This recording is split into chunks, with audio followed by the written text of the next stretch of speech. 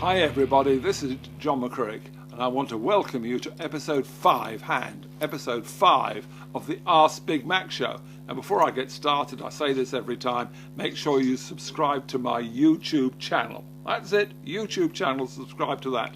And okay Booby, let's go on with the show. And the first question, and this is a rather interesting one. Come on, tell us, what is it? Nick Hooper 9 on Twitter asks, in AP's top best rides, he chose his ride on Deano's Beeno as his 8th favourite. Now 23 and living at Greatwood Charity, what made this horse so great? Well, Deano's Beeno was a character of a horse, wasn't he? Very difficult, he was recalcitrant, he was difficult to start, but AP really got a sort of a fix on him. He was the bravest of the brave as a racehorse. Tremendous character, a terrific hurdler, and there was the sheer battling qualities, the determination, the sort of recalcitrant horse and the dedicated AP, so it was a terrific combination. But Deano's Beeno is one of those horses people ask what happens in racing to retired horses, the old warriors. What's their future? Well, Deano's Beeno is at Greatwood, and Booby, come on, you're a patron of Greatwood, so explain why we support Greatwood and what actually is the Greatwood charity. Well, you're also a patron. Yeah. Greatwood takes in ex-race horses and I hopes to reschool them and rehome them when they find a suitable carer, rather like World Horse Welfare. They always own the horse, but somebody loans the horse. And from there, they go on and hopefully have a better life than being ditched. Not better than in the charity particularly, but we hope they go on to jump or perhaps do eventing, or they could just be a happy hacker, or for just to be a companion for another horse. And those horses that can't go on are used within the charity. They work with schools in the area, Wiltshire, and have children with special needs, and they do courses there. And these children, who often have never spoken, go and speak. They have classes at the charity, and some of them go along and they do start to speak, and it really helps their development. And they have also done work with the Princess Trust and run courses for those people who've some of them gone on to the racing school, and they also run courses to do with gardening for these children as well as horses. How many horses are there at Greatwood and who's in charge of them? Well, Helen Leedon runs the charity, and they have usually not more than about 50 horses, so it varies between 40 and 50 horses at the time. And in the winter they obviously have to live in, and they live out most of the time in the summer. And the great thing I always say, we're both sort of patrons of Greatwood.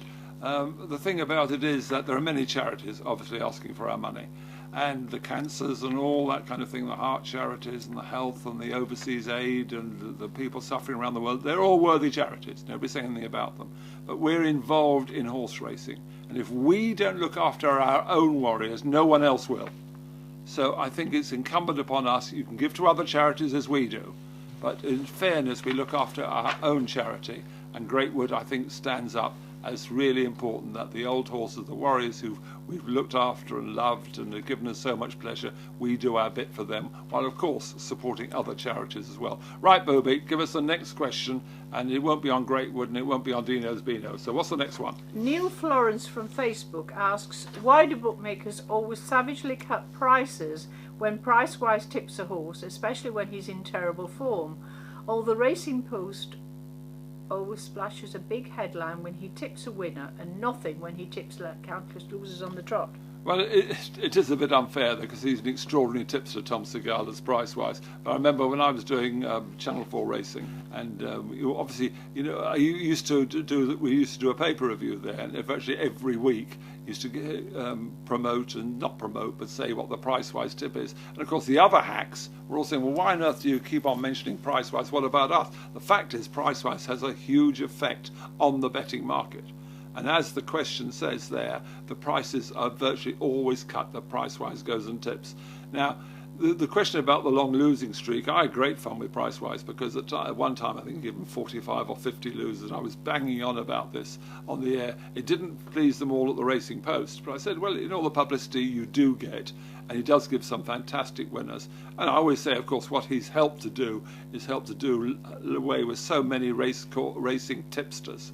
Why pay a lot of money to a racing tipster when you get far better tips and far better informed information from Pricewise? So Pricewise is terrific. Tom Segal is a legend in his own time, but he does have long losing streaks, and as long as people, as I did, point out the losing streaks, you can see it does go both ways.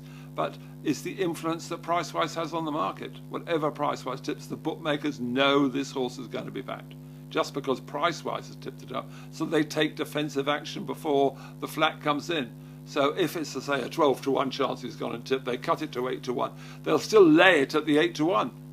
So why should they go standout price at 12-to-1 when other firms are cutting it? So it's market forces operating.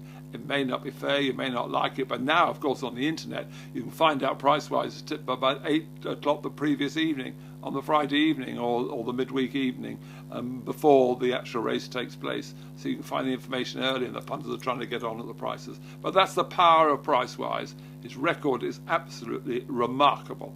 But he does have long losing runs. We all have those. Our losing runs, though, are more frequent than Pricewise is. Right, next question, Bube. Final question, which you might find amusing. Scott McDonald on Twitter asks, would you make love to Jackie Stallone for £100,000? Not $100,000, £100,000. Well, money's very tight, Scott, and there are certain things in life that maybe sort of tempt you that you would do certain things. But Jackie Stallone was absolutely appalling. She was in My Big Brother, My Big Brother 5, I think it was. And Jackie Stallone was parachuted in. She came in quite late. And I thought, well, this is handy. They are the Italian mama. She'll cook fantastic spaghetti bolognese and all that. She was in her early 80s and all that sort of thing. But she'll look after us. But she was absolutely appalling. She didn't do absolutely anything in the house. And eventually I sort of turned on her and said, well, do something for yourself, woman, for goodness sake. You can't everybody do everything for you. She wouldn't do anything to go near the washing up or the cooking or anything like that. But of course, the more I attacked her, the more I feared that they go, and so I said parachuted earlier, parachute Sylvester, her son. So Sylvester Stallone, we parachuted into the house to sort me out. So I was a bit easy. I had to go on Jackie Stallone, making love to her for £100,000. Well, birds have paid much more to be made love to than £100,000 have paid me for that. So I think I would decline the offer from Jackie Stallone. I can get much more than that on the marketplace. Having a body like mine, my sexual technique, as the booby knows so well. So quite frankly, I've got nothing to worry about. So I can do without Jackie Stallone's £100,000 or $100,000. There are so many girls out there who want to make love to me for jolly sight more than £100,000, and they aren't in their 80s. Right.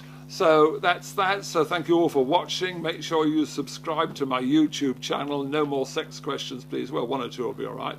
And keep sending in those questions on Twitter @RealMcCririck and Facebook/RealMcCririck by adding #AskBigMac. And if I didn't answer your question this week, it might be next week. All my sex life is all up for questions. To bring it all in, whatever you want are in.